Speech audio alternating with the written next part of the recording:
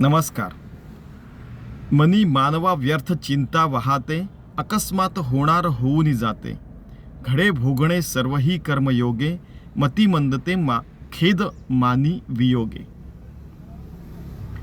17वां मनाचे श्लोक.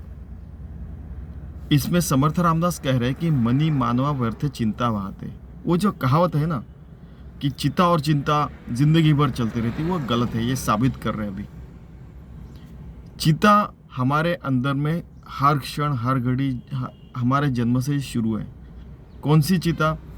जिस चिंता से हमारा जठराग्नि अन्न हमारा पचन शुरू है, वह एक चिंता है. और हर पेशी पेशी में भी उनका अन्न पचन शुरू है, तो वो भी एक चिंता शुरू है. सांस चल रहे हमारे, वहाँ पे भी चिंता शुरू है, क्योंकि उससे ही ऑक्सीजन मिलता है और हमारा पूरा जीवन की जो सारी मेटाबॉलिज्म शुरू रहता है. ठीक है. और चिंता हर पेशी पेशी हर कण हर क्षण अगर चिंता करने लगे तो कैसे होगा?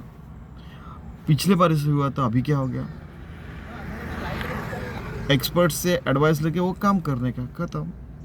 और भगवान के ऊपर विश्वास रख के छोड़ देने का. क्या होने वाला है? ज़्यादा से ज़्यादा क्या होने वाला है? आप मिलिट्री का ट्रेनिंग देखिए, ज़्यादा से ज़्यादा क्या होने वाला? वो 10 मीटर से नीचे पानी में जंप लगाने को बोलते हैं, तो वो बोलता है जंप मारेगा नहीं तो तेरा सिलेक्शन तेरा कैंसिल. वो हाथ छोड़ देता है, जो होगा देखा जाएगा. नीचे पानी में जंप करता है. तैरना तो आता ही है उनको. ठीक है. तो आपको और बहुत सारी ऐसे कहानी पता होंगी, तो क्यों चिंता करने का? कई जगह ऐसे दिया गया, बहुत शास्त्रों में दिया गया है ये, कि मानवीय जीवन कैसे रहता है. कि हम लोग ऐसे एक जगह है, वहाँ पे लटक रहे पर्वत के ऊपर. नीचे में खाई है, ऊपर चढ़ नहीं सकते. नीचे में सांप है, ऊपर से पत्थर आके गिरने वाला है, पेड़ भी गिरने वाला है जिसके ऊपर हमने वो डोर बांधा हुआ है. और यहाँ पे बिच्छू काटने ही वाला है, और जो डोर है वो उसकी इतनी सी नोक बची है, और नीचे हम लोग गिर के मरने वाले हैं. और उसका फिर बहुत सारी चीज़ें दी गई कि ये सांप है, वो बिच्छू है, वो जो फिर वो बहुत सारी चीज़ें है कि ये काल है, ये ऐसा, ये हमारा कर्म है वगैरह वगैरह. हरदम बुराई क्यों करते हैं?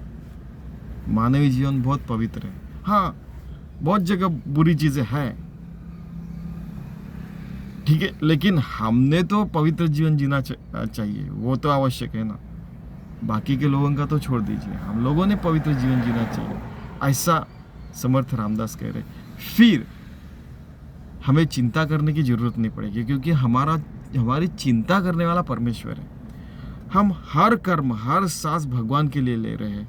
हर हृदय की धड़कन वो भगवान के लिए समर्पित कर रहे हैं. हर हमारा कर्म, ये बोलना चलना सब कुछ है कर्म है, वो भगवान को समर्पित कर रहे हैं. वो अकस्मात हो ही जाने वाला है, तो हम उसकी चिंता क्यों करें?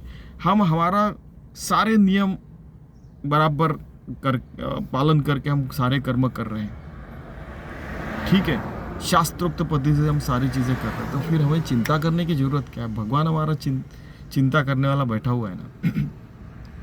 अकस्मात होणार हो नहीं जाते, वो काम हो भी जाता है कई बार. हमको लगता होगा कि नहीं होगा कि नहीं, वो जैसे वो जंप मारता है वो हो जाता है. वो घड़े भोगणे सर्व ही कर्मयोगे, ये कर्म विपाक का सिद्धांत है. हम अच्छा कर्म करेंगे तो हमें अच्छी चीज़ें मिलेगी. वो तो बुरा कर्म करेंगे और भोगोगे नहीं, ऐसे नहीं होगा. अच्छा कर्म करेंगे उसका फल नहीं मिलेगा, ऐसा भी नहीं होगा. इसके भी परे हमें जाने का है, लेकिन मन हमें भगवान से तद्रूप रखने का. मति मंदते खेद मानी वियोगे. फिर क्या होता है?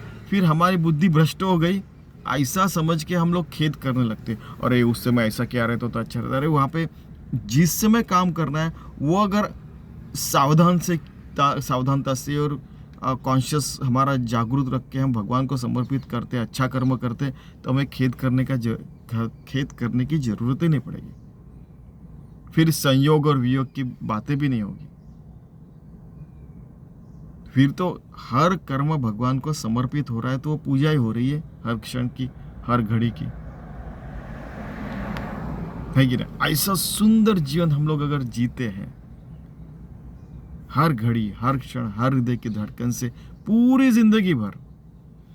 तो हमारा हर क्षण हर घड़ी तो पहले ही भस्मसात हो रहा है, और एक भस्मसात यानी चिता हम लोग देख रहे हैं, तो उसकी चिंता करने की क्या जरूरत है?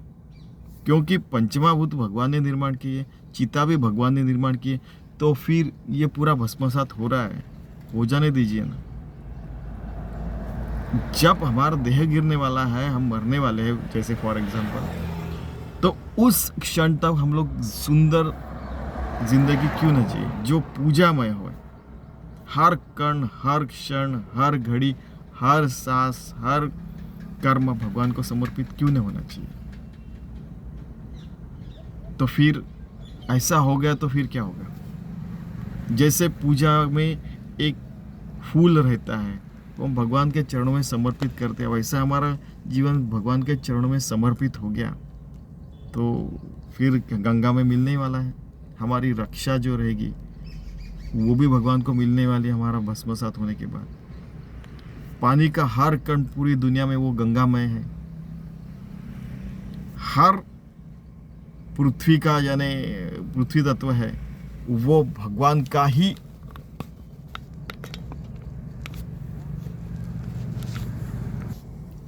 वो भगवान की ही मूर्ति है।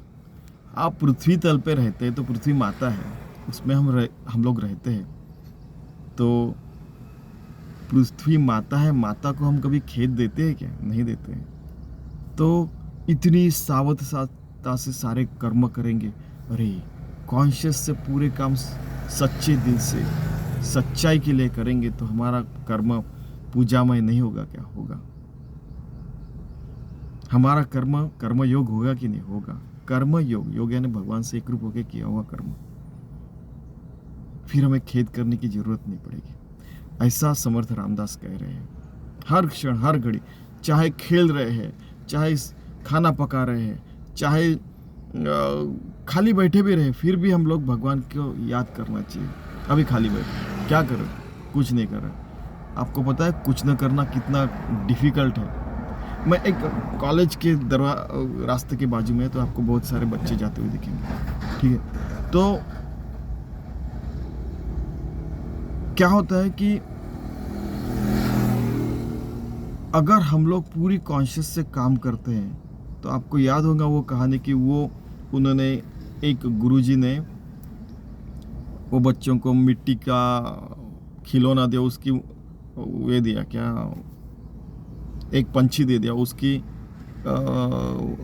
उसका पैर तोड़ के अलावा कुछ, तो ऐसे कहते हैं। तो वो तोड़ नहीं सकता, उसको हर जगह भगवान ही दिखता, कॉन्शियस हो जाता है वो। उस तरीके से हम सारे कर्म भगवान को समर्पित करते हैं और भगवान को जागरूक रख के, हम खुद को जागरूक करके सारे कर्म करते हैं तो भगवान को सारे कर्म समर्पित होंगे, पूजा में यानी समर्पित होंगे, हमारा जीवन भी भगवान को समर्पित हो जाएगा। तो हमें चिंता करने की जरूरत नहीं पड़ेगी।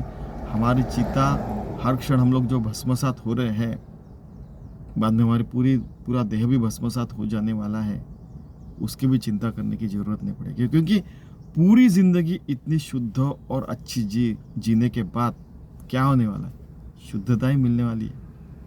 हम भगवान से एक रूप होने ही वाले हैं, नित्य मुक्त रहने वाले हैं, हम राममय होने ही वाले, हमारे मन में सतत राम राज्य रहने ही वाला है। हर व्यक्ति ऐसे जीता है तो क्या होगा? स्वानंद बोध पाटन, आनंदवन भुवन, हर जगह निर्माण होगा। चलिए हम ऐसा सुंदर जीवन जीने का प्रयास करते हैं और हर क्षण हर घड़ी ऐसे समर्थ रामदास हमें सावध कर रहे हैं, वैसी जिंदगी जीने का प्रयास करते हैं। धन्यवाद।